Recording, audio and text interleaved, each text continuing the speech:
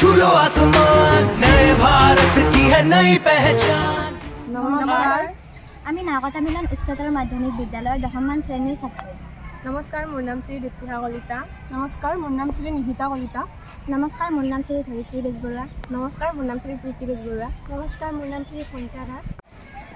আজি আমাৰ বিকশিত ভাৰত বিলগাথনৰ মূল থিমটো হৈছে ভোকেল ফৰ লোকেল। এই থিমটোত অন্তৰ্ভুক্ত সমস্যাটো হৈছে পেলনীয়া সামগ্ৰীৰ সঠিক ব্যৱহাৰত দূৰদৰ্শিতাৰ অভাৱ। আমাৰ সমস্যাটোৰ পৰা লোৱা আইডিয়াটো হৈছে পেলনীয়া সামগ্ৰিক সম্পদলৈ ৰূপান্তৰ কৰা।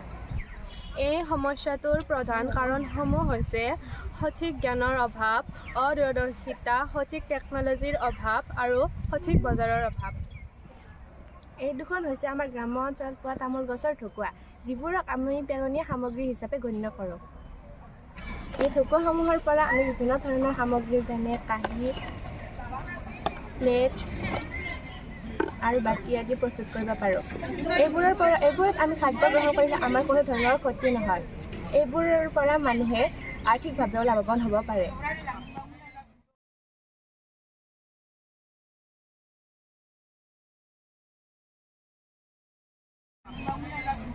এইবোৰ হৈছে প্লাষ্টিকৰ ডিছ।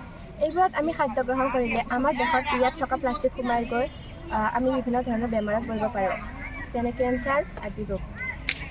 ইয়াৰ সলনি যদি আমি ব্যৱহাৰ কৰোঁ, আমাৰ কোনো ধৰণৰ ক্ষতি নহয়।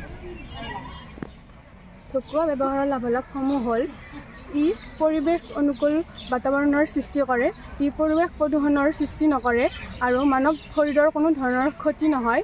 ই স্থানীয় লোকসকলক আৰ্থিকভাৱে সহায় কৰে।